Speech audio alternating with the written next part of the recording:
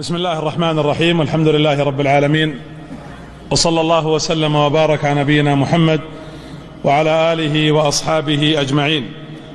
الحمد لله الذي لا ينسى من ذكره، الحمد لله الذي لا يخيب من رجاه، الحمد لله الذي لا يكل من توكل عليه إلى غيره، الحمد لله الذي هو ثقتنا حينما تنقطع عنا الحيل، الحمد لله الذي هو رجاؤنا حين يسوء ظننا بأعمالنا، الحمد لله الذي يكشف ضرنا عند كربنا، الحمد لله الذي يجزي بالإحسان إحسانا، الحمد لله الذي يجزي بالصبر سبحانه وتعالى نجاة. اللهم لك الحمد بالإسلام، اللهم لك الحمد بالقرآن، اللهم لك الحمد بالأهل والمال، اللهم لك الحمد بسطت رزقنا وأظهرت أمننا وأحسنت معافاتنا، ومن كل ما سألناك من صالح أعطيتنا. لك الحمد كثيرا كما تنعم كثيرا، أعطيت خيرا كثيرا وصرفت شرا كثيرا.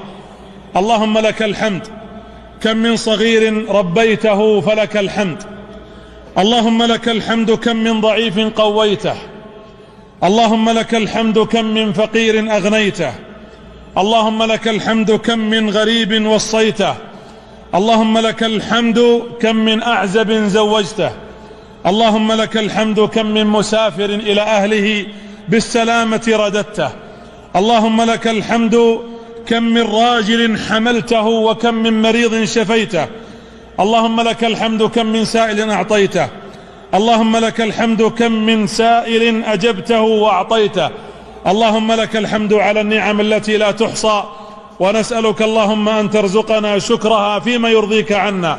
لك الحمد طوعا، لك الحمد فرضا وثيقا عميقا سماء وأرضا، لك الحمد صمتا، لك الحمد ذكرا، لك الحمد خفقا حثيثا ونبضا، لك الحمد ملء خلايا جناني وكل كياني رنوا وغمضا. إلهي وجاهي إليك اتجاهي، وطيدا مديدا لترضى فأرضى، فأنت قوامي وأنت انسجامي مع الكون والأمر لولاك فوضى. فاحمدوا الله على نعمة الإسلام، وصلوا على نبيكم سيد الأنام صلى الله عليه وآله وسلم. الليلة ليلة استثنائية، الحديث عن الله حديث عظيم. من أنا العبد الضعيف الذي يتحدث عن ربه؟ من نحن العباد الذين نجتمع فنتحدث عن الله؟ والله لو اجتمع الخلق كلهم كبيرهم وصغيرهم على أن يتحدثوا عن ربهم لما استطاعوا. إذا نحن أثنينا عليك بصالح فأنت الذي نثني وفوق الذي نثني. الأمر أمرك، والقلوب خوافق في موقف بين المنية والمنى. حق الله جل وعلا هو افتتاح هذه السلسلة المباركة، وأما حقك وهو غاية مقسم، لا الحق أنت وما سواك الباطل، ما دار في الحنك اللسان وقلبت قلما بأحسن من ثناك أنامل. اللهم إنا نسألك أن تجعلنا ممن يثني عليك بما أنت أهله، ويذكرك سبحانك ربنا بما تستحقه. حق الله، حق الله هو له حق، ولنا أيها الكرام والعباد كذلك فضل، لأن الله امتن به علينا. النبي صلى الله عليه وسلم كان على حماره يعفور كما جاء ذلك في الصحيحين، وذكر الإمام أحمد في المسند رواية أيضا أن معاذ رضي الله عنه حينما رأى النبي على حماره قال النبي: يا معاذ. يقول: فالتفت إليه قلت: لبيك وسعديك يا رسول الله. وهذه الرواية عند أحمد. قال: يا معاذ تعال فاركب معي. يقول معاذ: فاستحيت من النبي صلى الله عليه وسلم أن أمتطي دابته وأن أركب على ظهر حماره. والبيهقي يقول في شعب الإيمان: صاحب الدابة أولى بظهرها، وصاحب المكان أولى بمكانه. قال: فاستحيت أن أركب على دابة رسول الله. قال: يا معاذ اركب معي. يقول: فكررها صلى الله عليه وسلم، ثم ركبت على دابته، فلما ركبت مشينا قليلا ثم عثر الحمار، فسقط الحمار وسقط رسول الله وسقط. قال فقمت حياء وخجلا أن نبينا وقع على الأرض عليه الصلاة والسلام، لكن النبي التفت إلى معاذ يتبسم لأنه إمام الهدى والمتواضع الأول. اضحك لأنك جئت بشرى للورى، في راحتيك السلم والإسلام، ضحكت لك الأيام يا علم الهدى، واستبشرت بقدومك الأعوام. قال فالتفت يضحك متبسما فقال يا معاذ تعال، يعني مرة ثانية، واركب معي على ظهر الحمار. قال فكنت رديفه على حماره فركبت خلفه، ثم مشى الحمار قليلا فعثر الحمار وسقط النبي وسقط عليه الصلاة والسلام، ثم قام وهو يتبسم وقال اركب معي يا معاذ. قال فركبت الثالثة. قال فلما مشى الحمار قليلا قلت يا معاذ. قال لبيك وسعديك يا رسول الله. قال أتعرف حق الله على العباد؟ قال معاذ قلت الله ورسوله أعلم. قال حق الله على العباد أن يعبدوه ولا يشركوا به شيئا. قال ثم مشينا قليلا فقال النبي صلى الله عليه وسلم أتعرف يا معاذ حق العباد على الله؟ قلت الله ورسوله أعلم. قال حق العباد على الله بشرط إذا فعلوا ذلك، يعني حققوا التوحيد، ألا يعذبهم. ثم قال معاذ للنبي صلى الله عليه وسلم أو أخبر الناس أحدثهم بذلك؟ قال لا فيتكلوا، وهذه رواية البخاري ومسلم. ثم حدث معاذ رضي الله عنه بعد وفاة النبي صلى الله عليه وسلم خشية أن يكون قد كتم علما عن النبي صلى الله عليه وآله وسلم. أعظم حق لله التوحيد. أجمل مجلس يؤمه الصالحون ويفد إليه الحكماء والعقلاء هو المجلس الذي يذكر فيه الله ويتحدث فيه عن حقه، وهو توحيده سبحانه وتعالى. هذا التوحيد كلمة لا إله إلا الله العظيمة، وأنت تتحدث عن ربك، هي التي من أجلها أسست الملة ونصبت القبلة وأرسل الله رسله وأنزل كتبه وشرع شرائع دينه. هذه الكلمة العظيمة التي قال عنها ابن عيينة ما أنعم الله على العباد نعمة أعظم ولا أكبر ولا أجمل ولا أكمل ولا أحسن من أن عرفهم لا إله إلا الله. هذه الكلمة العظيمة التي قال عنها موسى عليه السلام في حديث أبي سعيد الخدري الذي يرويه الحاكم وابن حبان وصححه، وإن كان حديث البطاقة أصح منه، لكن قال موسى يا ربي علمني شيئا أذكرك به. موسى يقول يا رب أريد أن أذكرك بشيء يعني خاص فيني أنا. قال الله لموسى يا موسى قل لا إله إلا الله. قال يا ربي كل عبادك يقولون هذه الكلمة. قال يا موسى لو أن السماوات السبع وعامرهن غيري والأراضين السبع في كفة ولا إله إلا الله في كفة لمالت بهن لا إله إلا الله، لمالت بهن لا إله إلا الله. فالتوحيد حق الله على العباد. ولذلك كفار قريش لما أتوا كعادة العرب في الجاهلية من التفاخر بالأنساب والأحساب والتفاضل على أساسها جاءوا إلى النبي قائلين يا محمد انسب لنا ربك، يعني ما نسبوا ربك، انسب لنا ربك. ونسوا أو تناسوا أنه هو الذي خلقهم من ماء مهين. فجاء الجواب من الواحد الأحد على هذا السؤال، فعرف نفسه جل وعلا بقوله قل هو الله أحد الله الصمد لم يلد ولم يولد ولم يكن له كفوا أحد. هذه السورة موجزة لكنها معجزة، اشتملت على معاني بديعة وأشارت إلى لطائف كثيرة ومسائل خالدة. لذلك لا عجب أن تعدل ثلث القرآن كما أخبر بذلك النبي صلى الله عليه وسلم.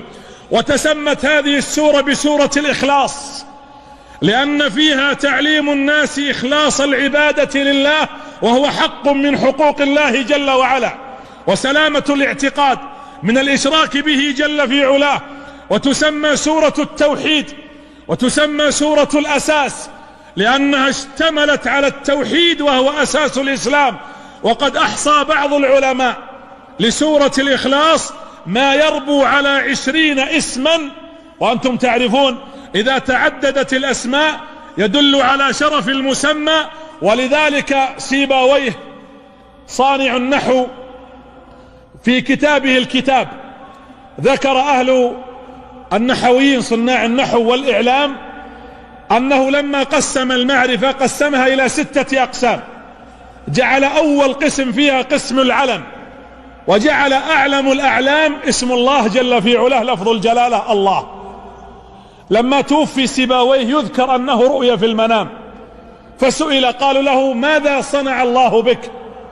قال إن الله غفر لي ورحمني وأدخلني الجنة لأنني جعلت أعلم الأعلام لفظ الجلالة الله الله. ولذلك يذكر الإمام مالك بن أنس صاحب دار الهجرة رحمه الله يقول أنه خرج فرأى رجلا مخمورا يشرب الخمر، لكنه لم يعرف أنه كان مخمورا لأنه رآه في مسافة سقط على الأرض، والرجل يتمتم بكلمات لم تفهم لبعد المسافة. فلما اقترب الإمام مالك إلى الرجل علم من حاله أنه على أثر شفتيه الخمر، كان يردد الله الله وهو ساقط على الأرض وسكران. فما كان من الإمام رحمه الله تعالى إلا أن أخذ قطنة ومسح شفتي ذلك الرجل وطهرها، وسأل الله له الهداية، اللهم رده إليك ردا جميلا. يقول هذا الرجل المخمور أنه هدي إلى الحق واستقام إلى الطريق المستقيم.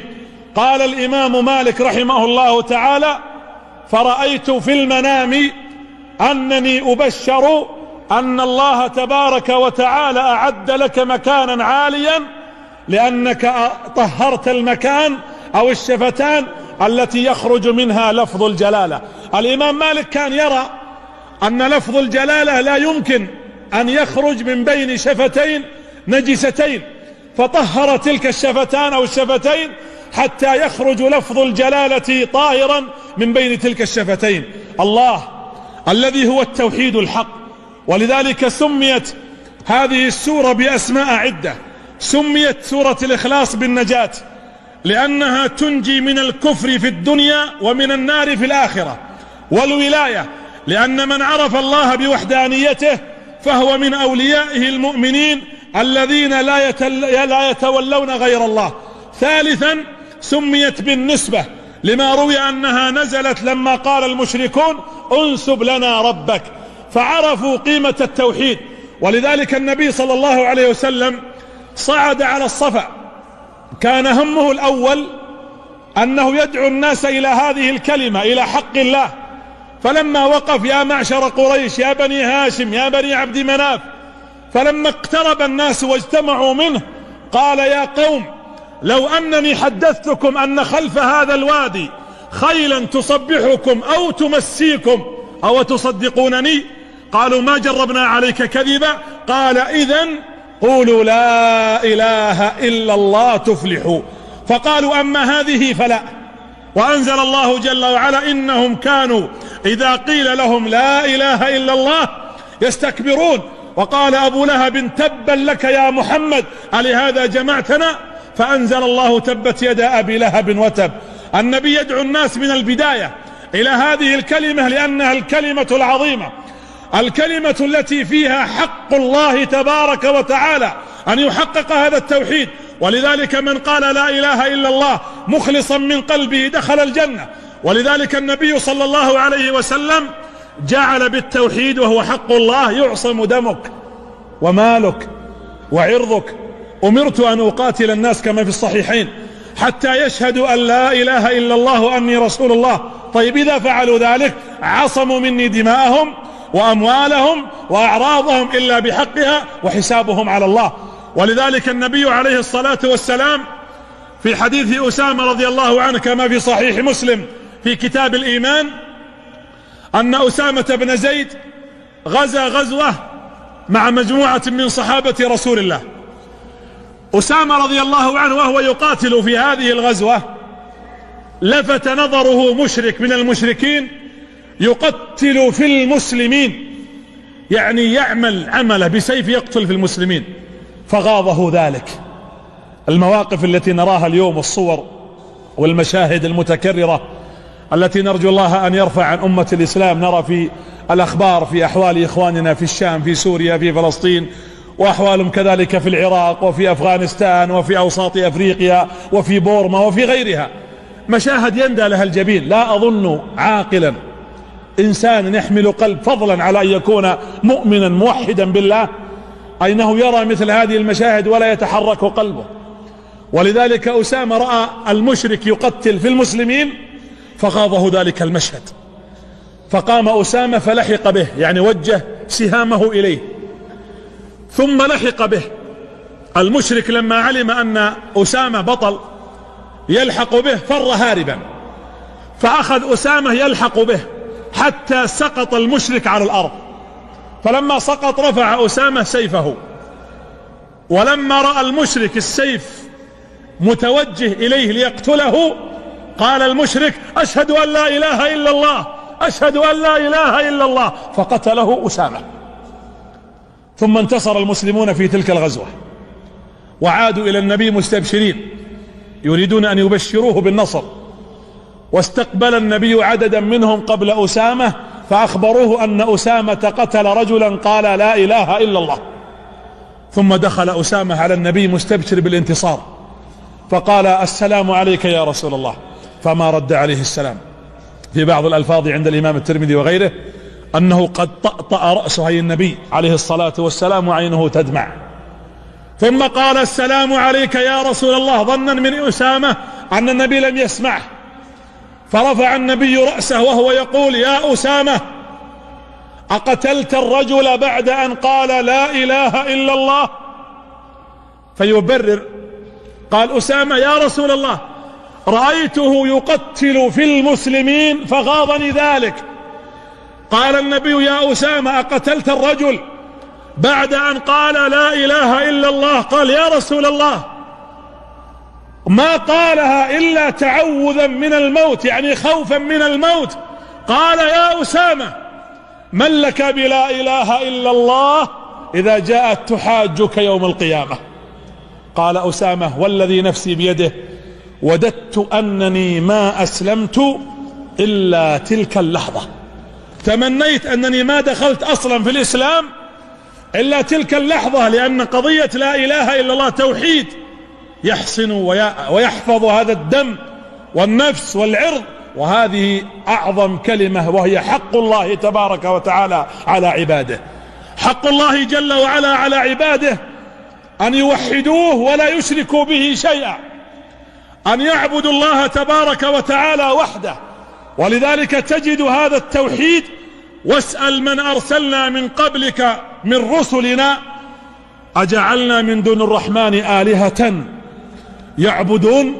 كل الأنبياء والرسل أرسلوا لهذه القضية ولهذا التوحيد ولهذه القضية الوحيدة، وهي أن يوحدوا الله تبارك وتعالى. فلا يصرف شيء من العبادات لغير الله، لا صلاة ولا سجود ولا حج ولا صيام ولا ذبح ولا حلف ولا غير ذلك. قل إن صلاتي ونسكي ومحياي ومماتي لله رب العالمين لا شريك له وبذلك أمرت وأنا أول المسلمين. العبادات كلها وما يتعلق بها من الجوارح بالقلب هي حق لله تبارك وتعالى، منها الصلاة مجتمعة متفرقة فريضة نافلة، إذ هي عبادة لا تصلح إلا لله. السجود له والركوع له والتسبيح له والدعاء له والقراءة له والقيام كله حق له سبحانه وتعالى. في حديث عبد الله بن أبي أوفى، حديث يرويه ابن ماجه وابن حبان وهو صحيح، أن معاذ رضي الله عنه لما قدم من الشام سجد للنبي صلى الله عليه وآله وسلم، فقال النبي: معاذ، ما هذا؟ يعني من متى؟ كيف تسجد؟ ما هذا يا معاذ؟ قال: أتيت الشام فوافقتهم يسجدون لأساقفتهم وبطارقتهم، فوددت في نفسي أن أفعل ذلك لأنك رسول الله. فقال النبي صلى الله عليه وسلم: فلا تفعلوا، نهاه، فإني لو كنت آمرا أحدا أن يسجد لغير الله لأمرت المرأة أن تسجد لزوجها، فلا سجود إلا له. الذين يخضعون تحت أرجل بشر مثلهم، بل يطوفون على حجر ويتوسلون إلى شجر. رأيت في بعض البرامج في بعض البلدان في الهند وغيرها فيه معابد يعبدون الفئران أكرمكم الله، يكرمون الفأر ويطيبونها ويطعمونها ويعبدونها، ومنهم من يعبد شجرة، ومنهم من يعبد صنما، ومنهم من يعبد فرج امرأة أكرمكم الله.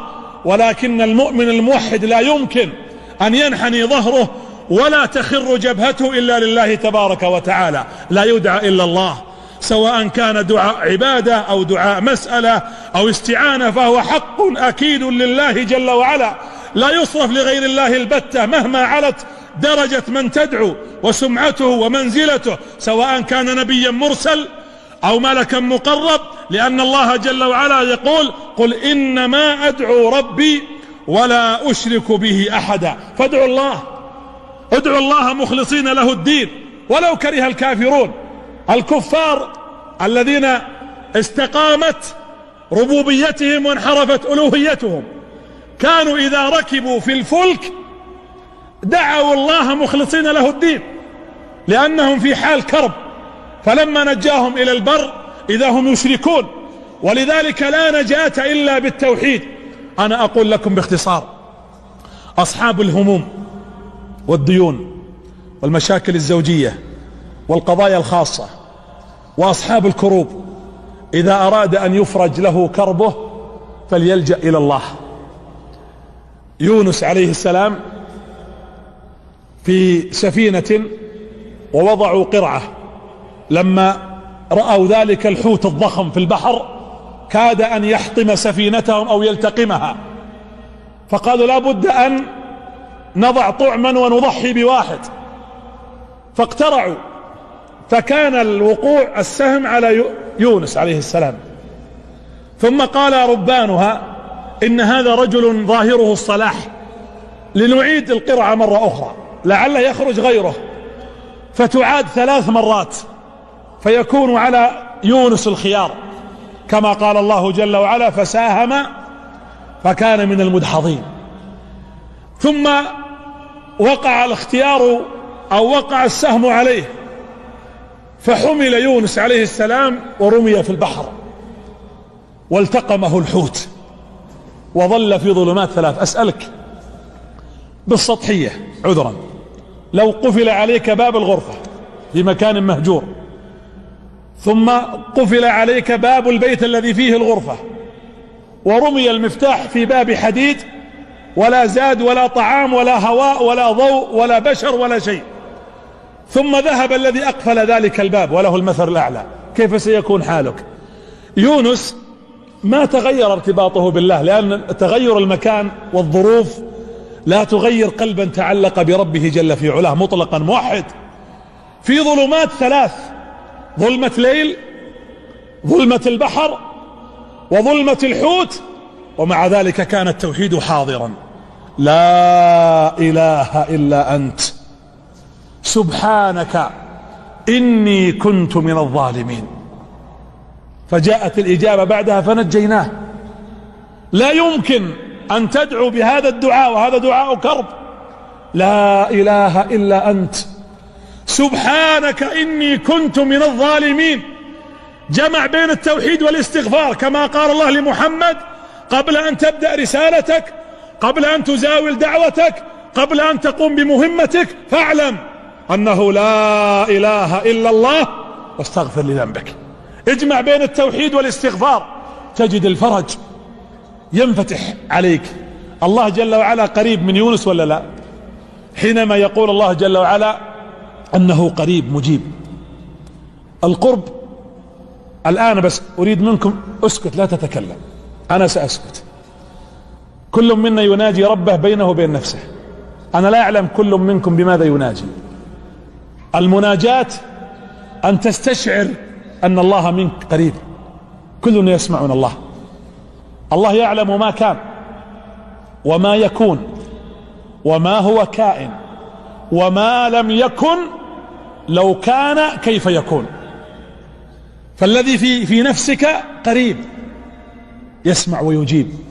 ولذلك يونس لا إله إلا أنت سبحانك إني كنت من الظالمين. في بعض الروايات أن هذا الصوت حينما ارتفع، لأن الله يقول إليه يصعد إيش؟ الكلم الطيب والعمل الصالح يرفعه.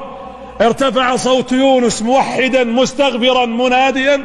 قالت الملائكة يا ربي صوت معروف من عبد معروف، أين هو حتى ننقذه؟ قال هذا عبدي وسوف أنقذه. فاستمر، قيل 40 ليلة وقيل 40 شهرا وقيل أكثر من ذلك، وهو يردد كلمة التوحيد. فقال الله جل وعلا فلولا أنه كان من المسبحين للبث في بطنه إلى يوم يبعثون.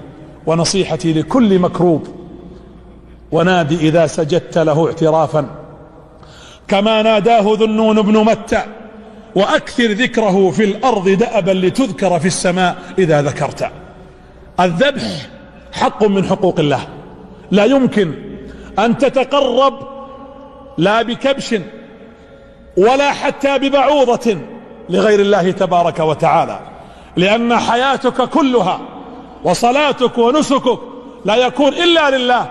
والذي يذبح لغير الله يذبح لغير الله مشركا بالله تبارك وتعالى. ولذلك أيضا مما يختص به رب العالمين ألا نحج إلا له. في إيران الرافضة الاثنا عشرية المجانين وضعوا كعبة عندهم وأمروا الناس بالطواف عليها، بل يرون أن بعض مناطقهم ومواقعهم أطهر عندهم في ظنهم من البيت الحرام.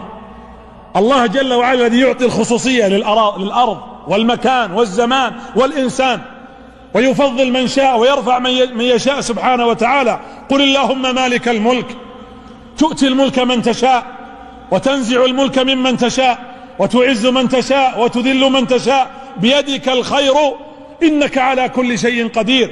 تولج الليل في النهار وتولج النهار في الليل وتخرج الحي من الميت وتخرج الميت من الحي وترزق من تشاء بغير حساب.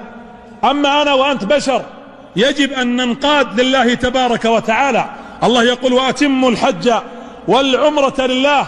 وعلى هذا فلا يجوز أن يحج الإنسان لقبر نبي ولا لرجل صالح ولا لمشهد من المشاهد، ولا يطوف إلا بالبيت العتيق. وأيضا من الخصوص لله تبارك وتعالى حقوقه ألا تحلف إلا به. نسمع اليوم الحلف بالوالدين وبالذمة وبالرقبة، ويحلفون بالطلاق ويحلفون بأمور من المخلوقات، والله أمرك ألا تحلف إلا به. الحلف هو تعظيم للمحلوف، ولا يليق أن يكون حلف إلا أن تعظم الله تبارك وتعالى. ولذلك ثبت في حديث ابن عمر رضي الله عنهما أن النبي قال من حلف بغير الله فقد كفر أو أشرك. عمران بن حسين كان يعبد 7 ودخل على النبي عليه الصلاة والسلام قال له كم لك من إله؟ قال لي 7. قال أين هم؟ قال 6 في الأرض و1 في السماء. قال النبي له من لرغبك ورهبك إذا ضاقت عليك الأمور تلجأ إلى أي واحد؟ قال ألجأ إلى من كان في السماء. قال إذن عليك بمن في السماء فهو ربك، واترك التي في الأرض، لا تعبد غير الله. لا يمكن أن ترى توحيدا خالصا وقد دخله شرك أو شابه شائبة في توحيد ذلك الإنسان، لأن الله تبارك وتعالى لا يقبل إلا التوحيد الخالص جل في علاه.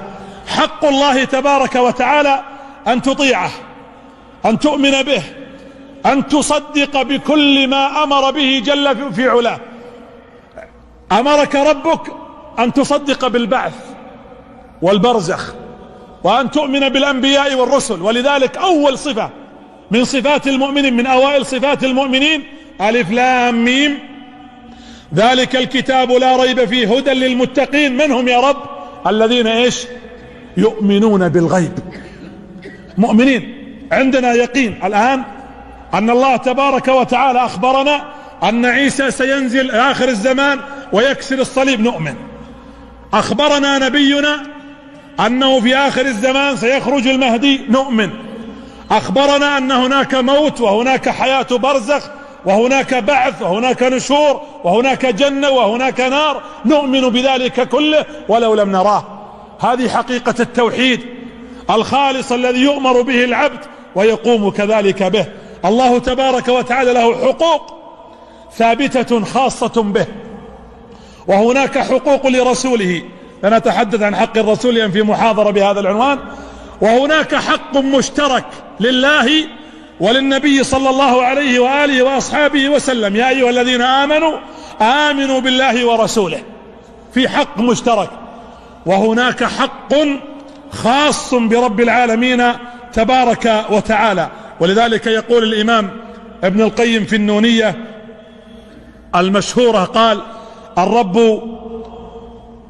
رب والرسول فعبده حقا وليس لنا إله ثاني، فلذاك لم نعبده مثل عبادة الرحمن، فعل المشرك النصراني كلا، ولم نغلو الغلو كما نهى عنه الرسول مخافة الكفران، حتى قال: لله حق لا يكون لغيره ولعبده حق، هما حقان لا تجعل الحقين حقا واحدا من غير تمييز ولا فرقان، فالحج للرحمن دون رسوله، وكذا الصلاة وذبح ذي القربان، وكذا السجود ونذران، وكذا السجود ونذرنا ويميننا، وكذا متاب العبد من عصيان، وكذا التوكل والإنابة والتقى، وكذا الرجاء وخشية الرحمن، وكذا العبادة واستعانتنا به، إياك نعبد ذان توحيدان، وعليه ما قام الوجود بأسره دنيا وأخرى، حبذا الركنان، وكذلك التسبيح والتكبير والتهليل حق إلهنا الديان، لكنما التعزير والتوقير حق للرسول بمقتضى القرآن، والحب والإيمان والتصديق لا يختص، والحب والإيمان والتصديق لا يختص حقان مشتركان. هذه تفاصيل الحقوق ثلاثة لا تجهلوها يا أولي العدوان. حق الله تبارك وتعالى عظيم، وتوحيد الله جل وعلا أعظم أمر. ولذلك إذا عرفت حق نفسك، يقول العلماء: اعرف قدر نفسك تعرف حق ربك. من أنت؟ الله جل وعلا يناديك في القرآن الكريم ويقول جل وعلا: وفي أنفسكم أفلا تبصرون. ولذلك العلماء كلهم حينما جاءوا عن الحديث عن أنفسهم كمخلوقين: هل أتى على الإنسان حين من الدهر لم يكن شيئا مذكورا؟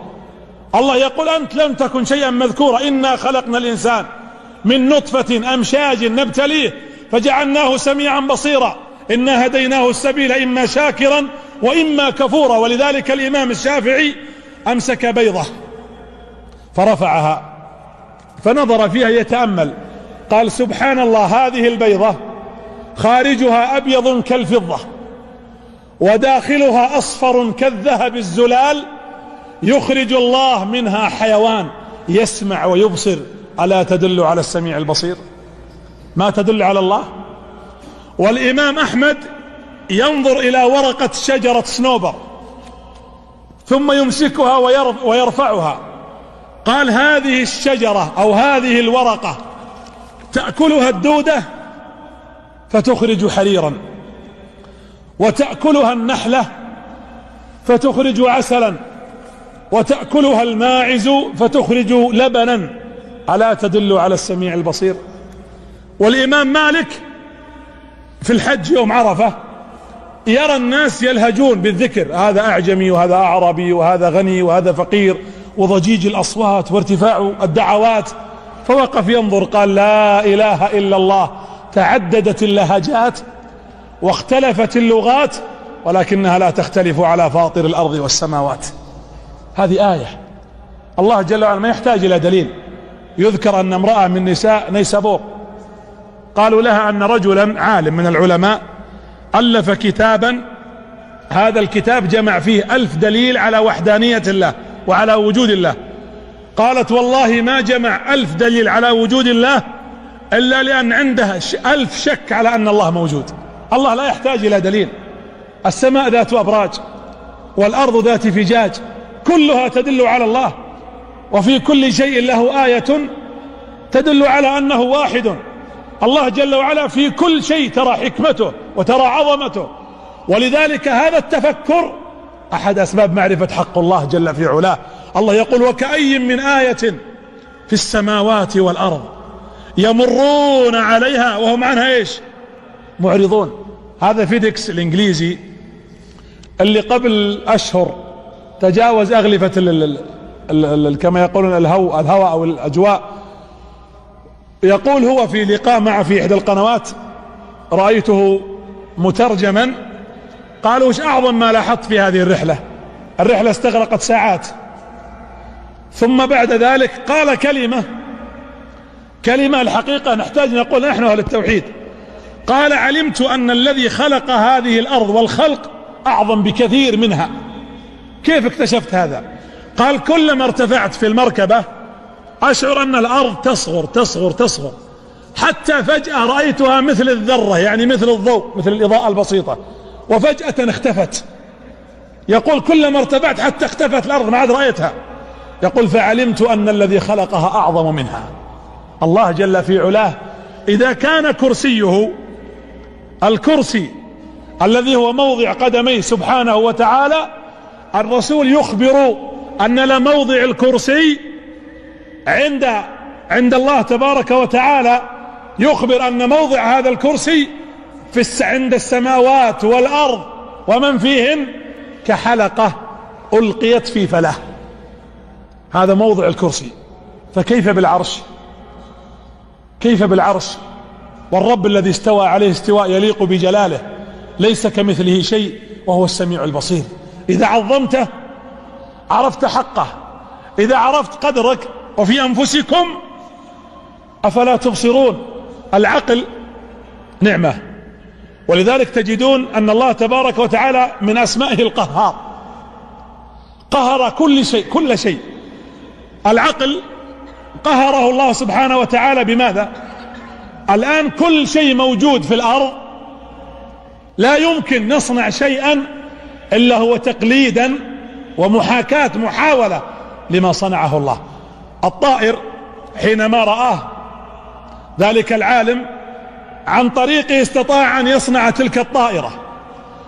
العقل لما صنع الكمبيوتر وهذه الأجهزة هي تحاول أن تحاكي شيء من هذا العقل الذي يحتفظ ويختزن ببعض المعلومات. تأتي كذلك إلى المركبة حينما تركب على الدواب الحمير والبغال والجمال وغيرها، ثم تصنع هذه المراكب الكثيرة وقس على ذلك. ولذلك نحن حينما نأتي إلى قدرة الله تبارك وتعالى يشعر العبد بضعفه، ويشعر كذلك بأنه عند خلق الله لا شيء. كن مع الله في سبحات الفكر، مع الله في لمحات البصر، مع الله في ومضات الكرى، مع الله عند امتداد السهر، مع الله والقلب في نشوة، مع الله والنفس تشكو الضجر، مع الله في أمس المنقضي، مع الله في غدي المنتظر، مع الله في عنفوان الصبا، مع الله في الضعف عند الكبر، مع الله قبل حياتي وفيها وما بعدها في الضعف عند الكبر، مع الله قبل حياتي وفيها وما بعدها عند سكن الحفر، مع الله في الجد من أمرنا، مع الله في جلسات السمر، مع الله في حب أهل التقى، مع الله في كره من قد فجر. الله الكفار يذكرون به ويتذكرون عظمته ولذلك لما دخل الصحابة على النجاشي كان نصرانيا في ذلك الوقت في الهجرة الأولى، حدثوه فقط عن ما جاء به هذا الإسلام وعن نبي الإسلام، ثم تلا عليه ذلك الصحابي الجليل قصة مريم: واذكر في الكتاب مريم إذ انتبذت من أهلها مكانا شرقيا فدمعت العينان وأسلم وأخفى إسلامه، وصلى عليه النبي صلى الله عليه وسلم صلاة الغائب وقد أثنى عليه قبل إسلامه: إنكم تذهبون إلى بلد فيها ملك عادل. وأما النفس أيها الأحبة لتعرف قدر الله تبارك وتعالى، البصر، اسألوا الذين الآن يلبسون عفوا النظارات، لا تسأل الأعمى، لأن الأعمى منتهي أمره. اطلعت على مقطع في اليوتيوب وهو متاح، ارجعوا إليه، في لقاء مع أحد الفضلاء المهتمين بشأن الصم البكم في السعودية هنا، وتحدث عن شخص وأتى به وصور كذلك، والمقطع موجود وبث هذا أظن في قناة المجد. والرجل هذا لا يسمع أبكم ولا يتكلم أبكم ولا يسمع ولا يرى، ويتعامل معهم باللمس، يمسك أطراف الأصابع ويتعامل معهم. فحدثوا عنه شيء عجيب، يقول: ألقينا محاضرة، يعني هو يحتاج، الصم الذين معه يحتاجون إلى من يترجم، لأن الصم لا يتكلمون ولا يسمعون، لكن بعضهم يبصر، فبالتالي بالحركات يفهمون بلغة الإشارة. يقول: فهذا الشخص كان بالنسبة لهم عناء آخر، لأنه يحتاج من يمسك يديه ويحرك أصابعه حتى يفهم، لأنه لا يرى ولا يسمع ولا يتكلم كذلك. فكانوا يعانون، يعني يحتاج إلى مترجم، المترجم يحتاج إلى مترجم. يقول: فالغريب أنه إذا قرئ القرآن ورتل القرآن كانوا يلاحظونه ومن معه يبكون، تدمع أعينهم وهم لا يسمعون، لكن القرآن له خاصيته. سئل بعض علمائنا الحقيقة إلى مثلا إعطاء إجابة لهذا الأمر، شخص لا يسمع ولا يبصر ولا يتكلم، والقرآن يتلى وأحيانا باللمس ويتأثر ويبكي، فإجابتهم كانت واضحة مختصرة وفيها حكمة، قالوا: لأنه القرآن وحسب. عظمة الله عظيمة. ولذلك نحن الأصحاء لا نعرف قيمة ما نحن به إلا إذا رأينا غيرنا، ولذلك الحكمة المشهورة: الصحة تاج على رؤوس الأصحاء لا يراها إلا من؟ إلا المرضى. يقال أن رجل، هذا ذكرها ابن الجوزي، أن رجلا أعمى، أن رجلا رأى في الطريق شيء يعني أذى أوساخ أو أذى، فحملها وأبعدها إلى جانب الطريق، ثم جاء صاحب له وحمل تلك الأوساخ التي وضعها على جنب الطريق وحطها في نصف الطريق. فقال له: ليش يعني أنا أبعد الأذى عن طريق الناس وأنت تعيده مرة ثانية؟ قال له: أنت أبعدت الأذى عن طريق المبصرين المفتحين وحطيته في طريق العميان. الأعمى في الغالب يمشي جنب الجدار، دعه في نصف الطريق يراه المبصر فلا يقع ولا يقع فيه الأعمى. يقول: فعلمت قيمة هذه النعمة. البصر، يقول الإمام ابن رجب رحمه الله: إذا أردت أن تعرف نعمة الله عليك ضع كفيك على عينك، سكر عيونك بس لمدة دقيقة، يقول تعرف نعمة الله عليك، لأنك تبصر الآن، تشوف هذا جالس وهذا واقف وهذا عمود وهذه طاولة وهذا ميكروفون وهذا ماء وهذه ورقة وهذا أحمر وهذا أصفر وهذا أزرق، لكن الأعمى لا يميز ولا يعرف ولا يرى هذه كلها. ولذلك أيضا حتى اليدين، يعني أنت تأمل الله جل وعلا حينما دعاك أن تتأمل في خلقك لحكمة: وفي أنفسكم أفلا تبصرون. الله يدعوك إلى أن تتأمل في هذه النفس. الآن تخيلوا أننا نمشي بدون ما تنثني أيدينا ولا المفاصل، تخيل أنك تمشي بهالطريقة، ما تنثني لا يدك ولا تنحني كذلك ذراعك، كيف سيكون حالك؟ واليد نعمة من أجل نعم الله على الإنسان. يقول الإمام ابن رجب: إن أخذك للقمة، مجرد أنك تأخذ اللقمة أو ترفع ما تشربه، بجرد بس مسكتك للقمة ووضعها في فمك، فيها أكثر من 35 نعمة وفائدة لك. هذا في الظاهر. وتكلم رحمه الله عن الأظفر، قال: أما هذا الأظفر فله أكثر من 5 فوائد وساقها رحمه الله تعالى. حنا يمكن نقول ايش فائدة الأظفر، هذا ما له قيمة، لكن الله تبارك وتعالى وضعه لحكمة وقطعا له من الفوائد الكثيرة، ولذلك هاتين اليدين عظيمتين. حدث الأخ الشيخ عبد العزيز الخطابي، وهو رجل طالب علم ومؤلف له بعض الكتب والكتيبات، وكتب رسالة سماها شكر النعم، تباع وموجودة الآن. فقسم شكر النعم: شكر نعمة العقل، البصر، اليدين وغيرها. ولما تكلم عن شكر نعمة اليدين ذكر قصة واقعية والعهدة عليه والكتاب موجود. قال أنه كان يجلس في مسجد مثل هذا عندهم حلقة علم، يقول وبينما هم جلوس لاحظوا أن النافذة الدريشة حقة المسجد تطرق برأس رجل، يعني واحد يطق الدريشة برأسه. يقول فأمرت واحد من الطلاب يخرج يطلع يشوف وش الموضوع. يقول فخرج فوجد رجلا خلقه الله كاملا لكن من غير يدين، ما له يدين. يقول قلت ماذا تريد؟ قال أكرمكم الله أريد الحمام، دورة المياه. يقول ذهب به إلى دورة المياه، أو قال له الدورة هناك، قال خذني لها. يقول فأخذته إلى دورة المياه، فلما دخل في حمامات المسجد أكرمكم الله والمسجد قال له افتح لي الباب، ما له يدين. يقول ففتحت له الباب. يقول يوم دخل قال أغلق الباب، يقول صكيت الباب، وقبل أصك الباب قال انتظرني عشان إذا خلصت بناديك تفتح لي الباب. يقول فأغلقت الباب ودخل الرجل يقضي حاجته أكرمكم الله. يقول وأنا أنتظر عند الباب، يقول فجأة طرق علي الباب براسه، باب الحمام. قلت أفتح تبي تطلع؟ قال لا أدخل عليه، ادخل بس لو سمحت نزل يعني بصرك. يقول فدخلت فإذا بالرجل أكرمكم الله على الكرسي في الحمام. قلت ماذا تريد؟ قال والله لم أستطع أن أغسل نفسي، أرجوك تسكب علي الماء حتى تغسلني وطهر نفسي. يقول فطأطأت رأسي وأنزلت عيني وأنا أحمد الله وأقول لله ما أخذ وله ما أعطى، فاحمد الله على هذه النعمة. الإنسان المتعافي نعمة.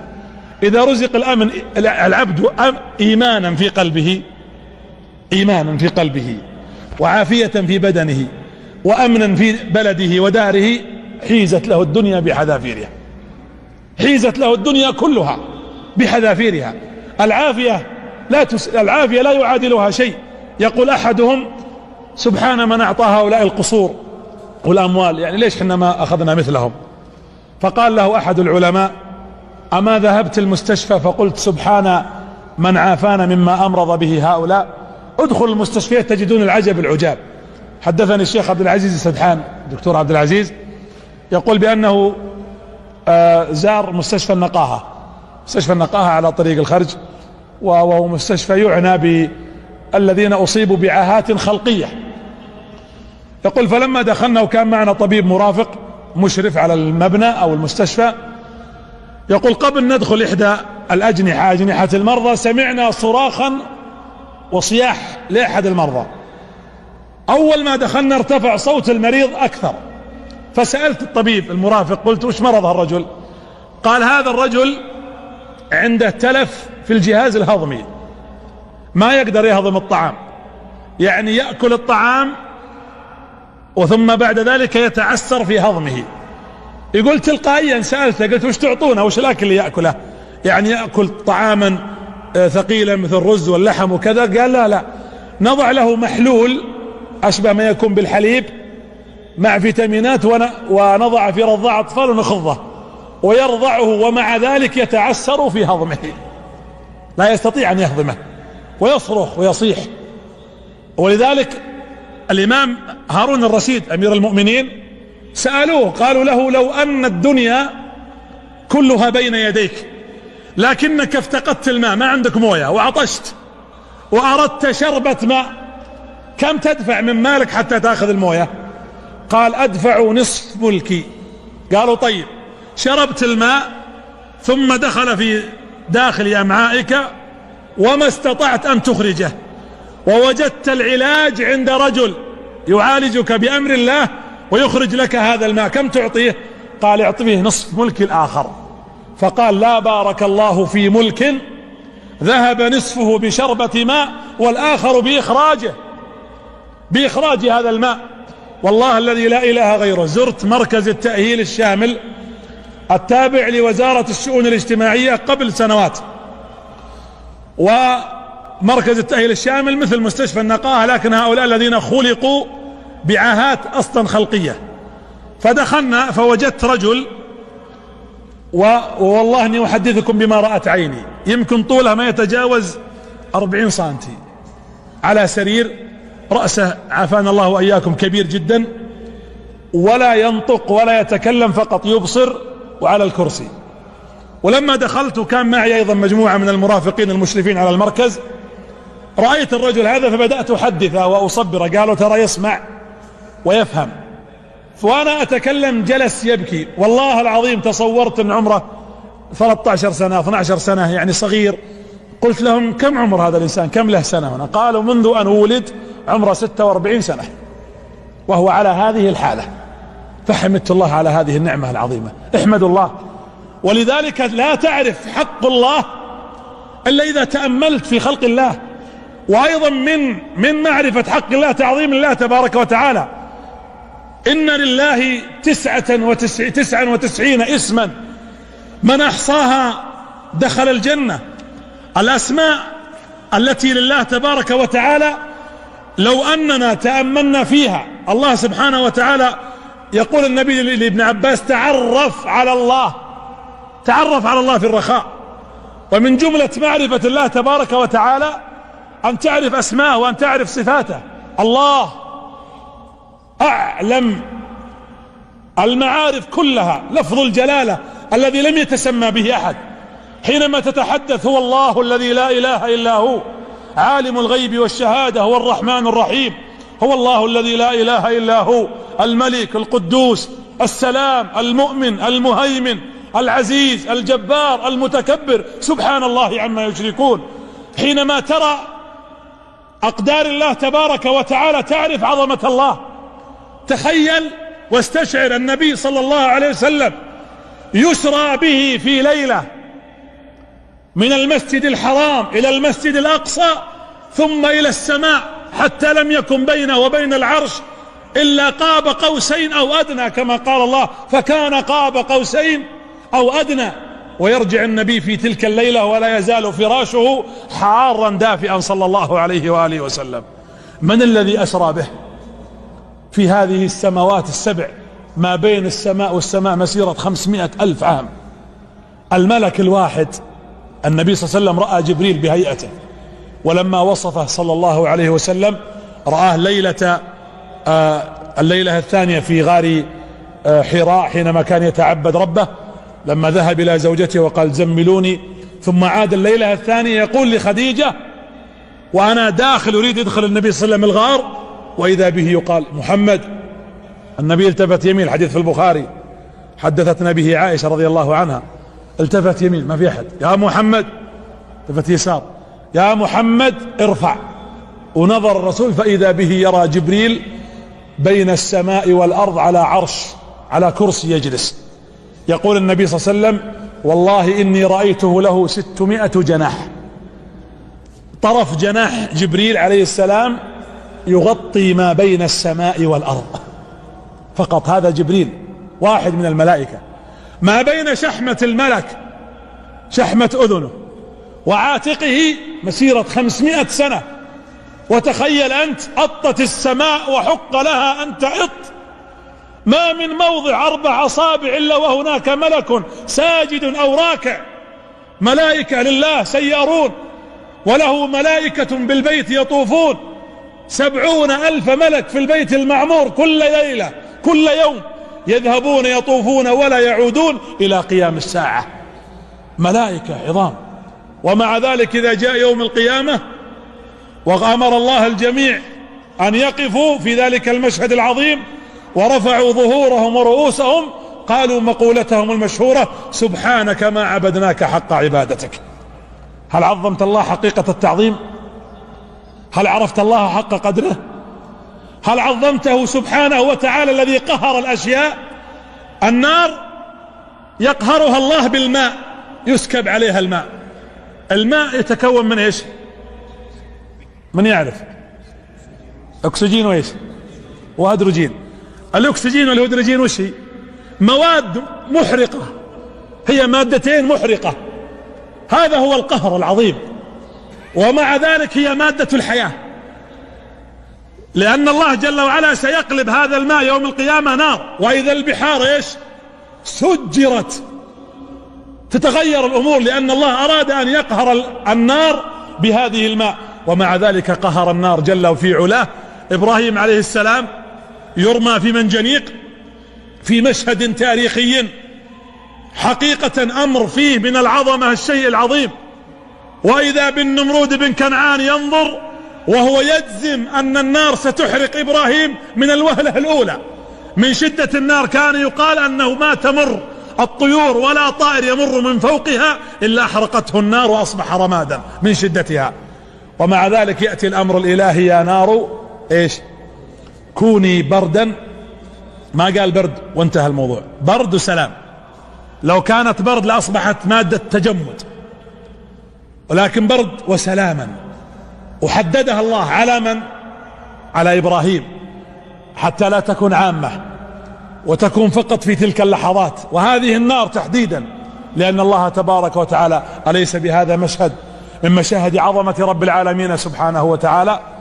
وجلست النار تحترق أو تحرق، وينتهي ذلك الحطب وتخمد تلك النار، ويخرج إبراهيم عليه السلام بأمر الله جل في علاه. لم يحرق من إبراهيم إلا الحبل الذي ربطت به يديه فقط، وهو ينفض الغبار عنه عليه السلام، حتى قال النمرود: إني نذرت أن أذبح لربكم 60 بدنة، إن ربكم هذا لعظيم. أمر عظيم. ويخرج إبراهيم بل لما سئل عليه السلام عن أفضل أيامه التي مرت عليه قال: أحسن أيام التي مرت علي هي الأيام التي قضيتها في تلك النار. الذين قال لهم الناس إن الناس قد جمعوا لكم فاخشوهم فزادهم إيمانا وقالوا إيش حسبنا الله ونعم الوكيل، فانقلبوا بنعمة من الله وفضل لم يمسسهم سوء. التوحيد الخالص أن تعرف عظمة رب العالمين، وهو الذي نجى موسى في موقف ضعف. موسى وليدا طفلا صغيرا. لنا يا أيها الإخوة قصص القرآن فيها عبرة، ومعنى العبرة الاتعاظ، هذا أحد المعاني. ومن معاني العبرة العبور، أن تعبر بك هذه المواقف من حال إلى حال ومن مكان إلى مكان، لنثبت به فؤادك، ليثبت قلبك على التوحيد. موسى عليه السلام تلده أمه. تخيلوا الأم مسكينة، مولود، ثم يخرج ذلك الطفل، فرح به، ويأتيها الأمر من السماء أن تضع هذا الولد وين؟ في التابوت، صندوق. العقل البشري ما يستوعب طفل. والتابوت تعرفون التوابيت هي ليست عندنا في السعودية، لكنها موجودة في خارج المملكة في كثير من البلدان. التابوت محكم إحكام إلى درجة أن الميت لا يتعفن من شدة إحكامه. وموسى تدرك أن التابوت سيموت الطفل وليد. النبي صلى الله عليه وسلم يقول: وضعته في التابوت. هي 4 أوامر جتها، وكلها عقلا ظاهر العقل لا يتقبلها، لكنها أوامر. وضعته في التابوت. طيب، الرسول صلى الله عليه وسلم يقول: ظنت أم موسى أن التابوت سيكون قريبا منها عشان تفتح وتشوف الولد وترضعه وتهويه وترجعه وتراقبه، وحطت الولد في التابوت. شوي يأتيها أمر ثاني: ألقيه وين؟ في اليم. أنتم متخيلين الموقف؟ أنت متخيل أم يعني كيف تلقي ولدها في البحر؟ ألقيه في اليم. البحر هلاك كله، حال هدوئه وحال هيجانه. ثم استجابت لأمر الله: أبشر، ما عندي مانع. فحملته وأخته. ولاحظوا لفظ القرآن، الله ما قال ضعيه، قال إيش؟ ألقيه، يلقى إلقاء، يرمى. فحملته وأخته فألقته في اليم. تخيل أنت التابوت والأم تشوف الولد أو التابوت في داخله الطفل هذا، هي تنظر والتابوت يموج به البحر، خافت أن يغرق، أن يهلك. فقال الله جل وعلا الأمر الثالث: ولا تخافي. حتى الخوف يا أم موسى ممنوع. لا إله إلا الله. ولا تخافي. طيب ما خفت، لكني بحزن على فراقه، فيه بعد. قال الله: ولا تحزني. حتى الحزن ممنوع. ثم يقول الله لها إنا رادوه إليك وجاعلوه من المرسلين. يقول النبي صلى الله عليه وسلم، شوفوا تحقيق أمر الله، قال وضعت أم موسى في أول النهار وقد رضع من ثديها الأيمن، وما غابت شمس ذلك اليوم وجاع موسى إلا وهو يرضع من ثديها الأيسر. مرت القصة كلها، وضع في البحر التقطه آل فرعون، ثم امتنع من المراضع من الأمهات، ثم ذهبت أخته فقصته وعاد، كلها في فترة النهار فقط. حقق الله أمره. ولذلك إذا جاءك أمر الله وعسى أن تكرهوا شيئا وهو خير لكم وعسى أن تحبوا شيئا وهو شر لكم، الله وش ختم الآية به؟ قال والله يعلم وأنتم لا تعلمون. ولذلك لا تتخيل عظمة الله. مريم أم مريم زوجة عمران، قصتها رأت فرخا تطعمه أمه طائر، وتمنت الولد فطرة كأي أم، وسألت ربها الولد أنها تحمل. ولما حملت ما تدري المولود أو الحمل ذكرا أو أنثى، نذرت أني نذرت لك ما في بطني محررا. وش معنى محررا؟ يعني خالصا، لا أطلب من هذا الولد ما يطلبه الآباء والأمهات، يعني ما أبغاه يكون قريب ولا يخدمني ولا يفعل لي شيء، أبغاه لك خالص يخدمك يا الله. نذرته لله، نذرت لك ما في بطني محررا. لكن يا ولدت ايش طلع، ولد ولا بنت؟ بنت. فلما وضعتها قالت ربي إني وضعتها أنثى، لأن البنت بمثل ولد، والله أعلم بما وضعت وليس الذكر كالأنثى، لكنها ما فاتها أن تسميها إيش؟ مريم. وإني سميتها مريم. وش معنى مريم في اللغة؟ المريم هي الخادمة، يعني حتى على الأقل أنال شرف الاسم من خدمتها لك يا رب العالمين، لأنها عرفت عظمة رب العزة والجلال، فقدرت ذلك الرب جل في علاه قدره. الله يقول وما قدر الله حق قدره سبحانه وتعالى، فحقه علينا عظيم أن نوحده توحيدا صادقا، نؤمن بأن حتى هذا الحق الذي هو لله أن الفائدة ستعود بعد ذلك لنا. ولذلك النبي صلى الله عليه وسلم كما في الحديث الذي يرويه الدارقطني وغيره عن أبي ثعلبة قال أن الله تعالى إن الله فرض فرائض فلا تضيعوها، وحد حدودا فلا تعتدوها، وحرم أشياء فلا تنتهكوها، وسكت عن أشياء رحمة بكم أو لكم غير نسيان فلا تبحثوا عنها. ونكمل بعد الأذان إن شاء الله. أيها الأحبة، حق الله عظيم، ولا أظن لقاء أو محاضرة يستطيع الإنسان يتحدث عنه، لكن إذا عرفنا أن حق الله هو التوحيد الخالص، ويجب أن نعرف أن نستطيع أن نحقق حقه جل في علاه بقدرة البشر المحدودة، وكما أمرنا هو سبحانه فاتقوا الله ما استطعتم، ابتداء بمعرفة ربنا جل في علاه، وأن نعظمه كما قلت، وأن نعرف أسماءه وصفاته تبارك وتعالى. تحصى هذه الأسماء معرفة وعلما، نعرف أنه الصمد، أنه القهار، أنه الجبار، أنه المنتقم، أنه الرحيم، أنه الرحمن، أنه الملك، أنه القدوس، أنه السلام، أنه المؤمن، أنه المهيمن، أنه العظيم، أنه السميع، أنه البصير. إذا استشعر العبد هذه الصفات العظيمة وعظم الله، علم أيضا إن شاء الله حق من حقوق الله. التأمل في آياته، في سماواته، في أرضه. إذا ذكرنا فقط التأمل في ذاتك أنها آية، كيف في خلق السماء؟ الله يقول لخلق السماوات والأرض أكبر من خلق الناس ولكن أكثر الناس لا يعلمون. وقال تعالى أأنتم أشد خلقا أم السماء؟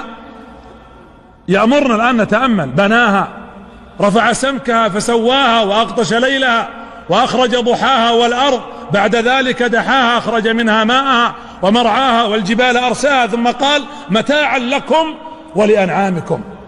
المتأمل في آيات الله سيرى أن أوضح الله دلالته للمتفكرين، وأبدى شواهده كذلك للناظرين، وبين آياته للعالمين، وقطع كل أعذار المعاندين، أدحض حجج الجاحدين. استنارت آيات الربوبية، وسطعت دلائل الألوهية، واضمحلت غمرات الشك، وزالت ظلمات الريب. تأملوا في قول الله جل وعلا في سورة النمل: أمن جعل الأرض قرارا وجعل خلالها أنهارا وجعل لها رواسي وجعل بين البحرين حاجزا أإله مع الله بل أكثرهم لا يعلمون. أمن يجيب المضطر إذا دعاه ويكشف السوء ويجعلكم خلفاء الأرض أإله مع الله قليلا ما تذكرون. أمن يهديكم في ظلمات البر والبحر ومن يرسل الرياح بشرا بين يدي رحمته. الآية هذه تستوقفنا: يهديكم في ظلمات البر والبحر. الطائرة الماليزية هذه المختفية إلى اليوم آية. كان يظن بعض الناس أن قوة الاستخبارات العالمية وأجهزتها وحداثة تقنيتها وما وصلت إليه الصندوق الأسود انتهى أمس إلى حد المدة المحددة أن يكون فاعلا ويعمل، ولنا الآن قرابة الشهر أو أقل من ذلك لا يمكن أن يعثر عليه إلى هذه اللحظة. لكن الله ما تسقط من ورقة إلا يعلمها، ولا حبة ولا رطب ولا يابس إلا في كتاب. الله جل وعلا ما تخفى عليه خافية، يعلم دبيب النملة السوداء في الليلة الظلماء على الصخرة الصماء. أإله مع الله.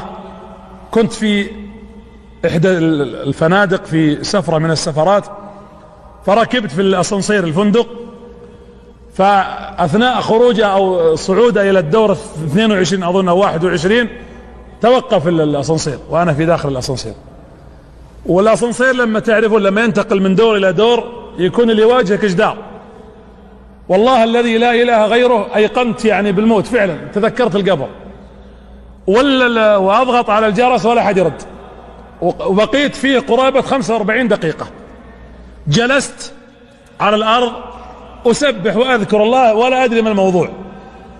الغريب أن الإدارة أو الفندق لم يعلم، والسبب كان في ذلك أن الأسانسيرات كانت قبل ذلك أصلا عطلانة، وكانوا حاطين لوحات منع الدخول، ويظهر أني ما انتبهت ودخلت. بقيت 45 دقيقة، لكن والذي نفسي بيده كل شيء طرأ علي في تلك اللحظة. أولها تذكرت القبر، ثانيا تذكرت الذي لا تخفى عليه خافية، يعني كم من الأرواح والأعمال تصعد إليه كل يوم. النبي صلى الله عليه وسلم أخبر أنه سمع في ليلة الإسراء والمعراج دوي كدوي النحل يطوف حول العرش، فسأل: ما هذا؟ وقيل: هذا ذكر الذاكرين لله في الأرض، يرتفع إلى السماء ويطوف حول عرش الرحمن. الله جل في علاه يعلم ما يكون وما هو كائن وما لم يكن لو كان كيف يكون. مثل هذه المواقف التي تمر بالإنسان يستشعر معها عظمة الله. أمن يهديكم في ظلمات البر والبحر ومن يرسل الرياح بشرا بين يدي رحمته أإله مع الله تعالى الله عما يشركون. أمن يبدأ الخلق ثم يعيده ومن يرزقكم من السماء. وائل بن العاص بن وائل السهمي أتى إلى النبي وش معه رفات، قيل أنه رفات طير ميت، دخل به على النبي صلى الله عليه وسلم فرفعه ثم نفذه وطار رفات هذا الطير وتساقط في الأرض. قال: يا محمد أتزعم أن ربك يحيي هذا؟ عظام أصبحت رفاثا، تزعم يا محمد أن ربك يحييها؟ فقال: نعم، إن الله هو الذي أحياك، وأنه يميتك، وأنه يبعثك ثم يدخلك النار. فأنزل الله جل وعلا: أولم يرى الإنسان أنا خلقناه من نطفة فإذا هو خصيم مبين، وضرب لنا مثلا ونسي خلقه قال من يحيي العظام وهي رميم قل يحييها الذي أنشأها أول مرة وهو بكل خلق عليم الذي جعل لكم من الشجر الأخضر نارا إلى آخر الآيات. فالله تبارك وتعالى إذا عظمه المعظمون وعرفوا قدره عرفوا من هو الأول والآخر. أول ليس له مبدئ، آخر جل عن منتهي، ظاهر بالدليل باطن بالحجاب يثبته العقل ولا يدركه الحس. إنما يقع الإشكال في وصف من له الإشكال، وإنما تضرب الأمثال لمن له أمثال. فأما من لم يزل ولا يزال فما للحس معه مجال. عظمته عظمت عن نيل كف الخيال. كيف يقال له كيف؟ والكيف في حقه محال أن تتخايله الأوهام وهي صنعه، وكيف تحده العقول وهي فعله، كيف تحويه الأماكن وهي وضعه. انقطع سير الفكر، وقف سلوك الذهن، بطلت إشارة الوهم، عجز لطف الوصف، عشيت عين العقل، خرس لسان الحس. من بيان عظمته أنه رفيع الدرجات، من أثر قسره تسبح له السماوات، من توقيع أمره يأمر بالعدل، واقع زجره ينهى عن الفحشاء، ينادي على باب عزته أو ينادى على باب عزته لا يسأل، يصاح على محجة حجته لمن الأرض ومن فيها. نظر بعين الاختيار إلى آدم، هذا يقوله ابن الجوزي، فحظي بسجود ملائكته، وإلى ابنه شيث فأقامه في منزلته، وإلى نوح فنجاه من الغرق بسفينته، وإلى إبراهيم فكساه خلته، وإلى إسماعيل فأعان الخليل في بناء كعبته وافتداه بذبح عظيم في ضجعته، وإلى لوط فنجاه وأهله من عشيرته، وإلى شعيب فأعطاه الفصاحة في خطبته، وإلى يعقوب فرد حبيبه مع حبيبته، وإلى يوسف فأراه البرهان في همته، وإلى موسى فخطر في ثوبه مكالمته، وإلى داود فألان الحديد له على حدته، وإلى سليمان فسخر له الريح يتنقل به في مملكته، وإلى أيوب فيها طوبى لركضته، وإلى يونس فسمع نداءه في ظلمته، وإلى زكريا فقرن سؤاله ببشارته، وإلى عيسى فكم أقام ميتا في حفرته، وإلى محمد صلى الله عليه وسلم فخصه ليلة المعراج بالقرب من سدرته، وأعرض عن إبليس فخزي ببعده ولعنته، وعن قابيل فقلب قلبه إلى معصيته، وعن نمرود فقال أنا أحيي الموتى ببلاهته، وعن فرعون فادعى الربوبية على جرأته، وعن قارون فخرج على قومه في زينته، وعن أبي جهل فشقي مع سعادة أمه وابنه وابنته. هكذا جرى تقديره ولا اعتراض على قسمته، ويسبح الرعد بحمده والملائكة من خيفته. فلا إله إلا الله العظيم الحليم، لا إله إلا الله سبحانه، إله واحد ليس له شريك وليس له مثيل في ذاته أو صفاته أو أفعاله. كل ما في الكون من إبداع ونظام وتوافق وانسجام يدل على أن مبدعه ومدبره واحد، فهو الله الذي لا إله غيره. لو كان فيهما آلهة إلا الله لفسدتا، فسبحان الله رب العرش عما يصفون. وليس التوحيد أيها الأحبة مجرد إقرار العبد بأنه لا خالق إلا الله، وأن الله رب كل شيء ومليكه، كما كان عباد الأصنام مقرين بذلك وهم مشركون. بل التوحيد يتضمن من محبة الله والخضوع له والذل له وكمال الانقياد لطاعته وإخلاص العبادة له وإرادة وجهه الأعلى بجميع الأقوال والأعمال والمنع والعطاء والحب والبغض، ما يحول بين صاحبه وبين الأسباب الداعية إلى المعاصي والإصرار عليها. فاعرفوا ربوبية ربكم جل في علاه، فهو رب السماوات والأرض ومن فيهن، خلق كل شيء فقدره تقديرا، وأعطى كل شيء خلقه ثم هدى، ولا يستطيع أحد من خلقه أن يدعي أنه الخالق أو الرزاق أو المدبر لذرة في السماء أو في الأرض، وما ينبغي لهم، بل والله وما يستطيعون. وهو تعالى واحد في ألوهيته، فلا يستحق العبادة إلا هو، ولا يجوز التوجه إليه بالخوف والرجاء إلا له، لا خشية إلا منه، ولا ذل إلا إليه، ولا طمع إلا في رحمته، ولا اعتماد إلا عليه، ولا انقياد إلا لحكمه. والبشر جميع خلق الله جل في علاه، أنبياء وصديقين وشهداء وملوك وسلاطين، عباد لله جل في علاه، لا يملكون لأنفسهم نفعا ولا ضرا، ولا موتا ولا حياة ولا نشورا. فلا إله إلا الله. ما يفتح الله للناس من رحمة فلا ممسك لها، وما يمسك فلا مرسل له من بعده، وهو العزيز الحكيم. يا أيها الناس اذكروا نعمة الله عليكم، هل من خالق غير الله يرزقكم من السماء والأرض؟ لا إله إلا هو، فأنى تؤفكون؟ أنى تؤفكون؟ هو الله الذي دعاكم، دعاني إليك العلم والحلم والحجى، وهذا الكلام النظم والنائل النثر. يا رب وعودك حق لم نزل في انتظارها، وكل الرزايا في جوارك تصغر، ودينك يسر واعتدال ورحمة، ونورك في كل الدياجير يسفر. أحبك والعقل الحصيف يقودني إليك، وقلبي بالصبابة يأمر. ربي لك الحمد لا أحصي الجميل إذا نفثت يوما شكاة القلب في كرب، فلا تؤاخذ إذا زل اللسان، وما شيء سوى الحمد في الضراء يجمل بي. لك الحياة كما ترضى بشاشتها فيما تحب، وإن باتت على غضبي رضيت في حبك الأيام جائرة، فعلقم الدهر إن أرضاك كالعذب. يا رب أمطر علينا سحائب جودك ثرة، وانظر إلينا برحمة لا نغرق.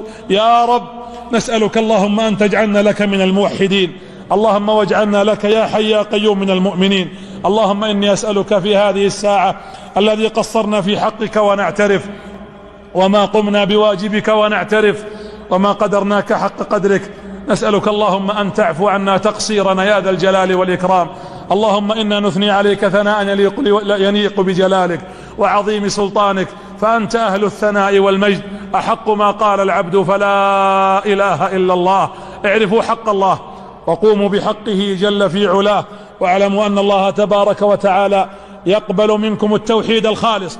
ولذلك يقول معاذ رضي الله عنه أن النبي صلى الله عليه وسلم يقول: من كان آخر كلامه من الدنيا لا إله إلا الله ومات على ذلك دخل الجنة. اللهم أمتنا على لا إله إلا الله، اللهم أمتنا على لا إله إلا الله، واجعلنا ممن يعرف حقك يا رب العالمين. اللهم إنا نؤمن بك ونتوكل عليك ونستعين بك، ولا رجاء إلا بك، ولا توكل إلا عليك، ولا اعتماد إلا عليك، ولا استعانة إلا بك. اللهم أعنا على إقامة حقك وإقامة هذا التوحيد يا رب العالمين، الخالص لك كله يا ذا الجلال والإكرام.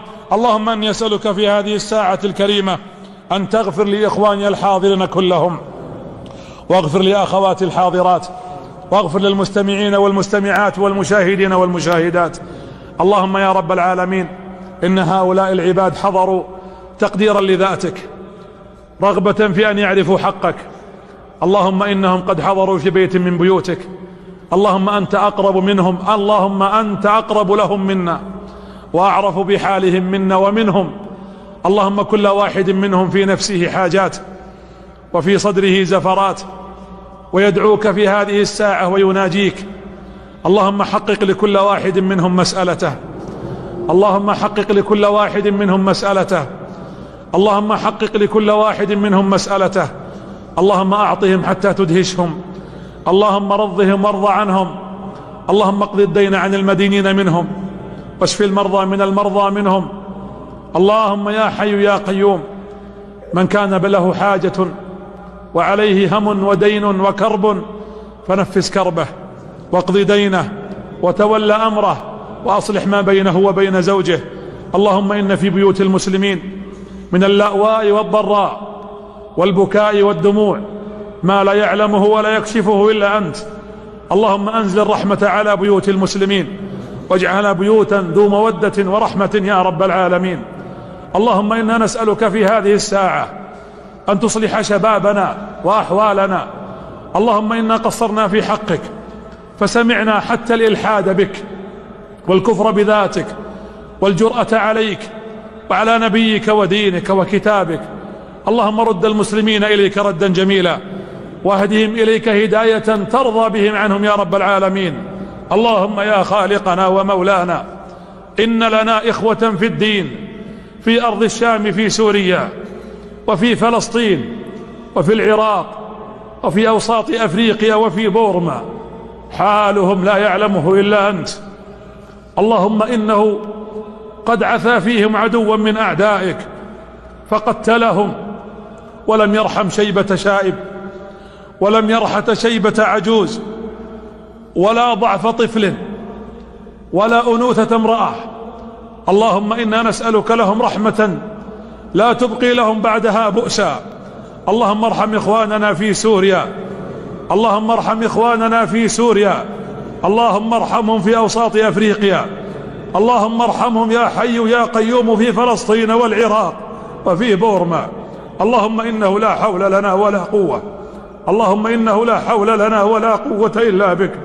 ندعوك بأسمائك الحسنى وصفاتك العلى يا الله، يا رحمن، يا رحيم، يا ملك، يا قدوس، يا سلام، يا مؤمن، يا عزيز، يا جبار، يا متكبر، يا سميع، يا بصير، يا قهار، يا جبار، يا أرحم الراحمين.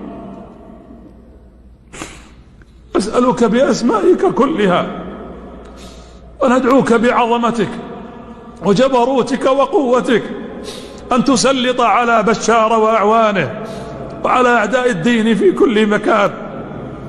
اللهم إنهم خلق من خلقك لا يعجزونك، إنهم طغوا وبغوا في بلاد المسلمين وأكثروا فيها الفساد. اللهم ارحم الأطفال الذين يبكون.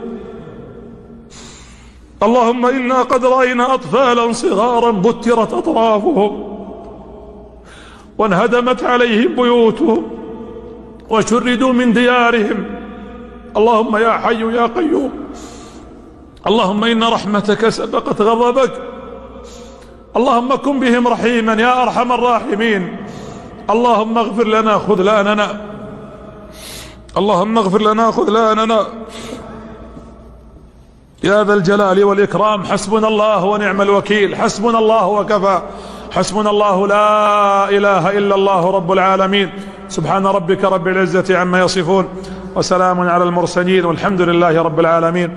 وأشكر القائمين على هذه السلسلة وعلى هذا الجامع، جعل الله ذلك في ميزان حسناتهم، إن كان من توفيق فمن الله، وإن كان من خطأ فمن نفسي والشيطان. وأستغفر الله وأستودع الله صحبا كنت أذخرهم في النائبات فلا ظلم ولا عار، الملتقى في جنان الخلد إن قبلت منا صلاة وتسبيح وأذكار. تم الكلام وربنا محمود راعي العلا سبحانه والجود، ثم الصلاة على النبي محمد ما طار قمري وأورق عود.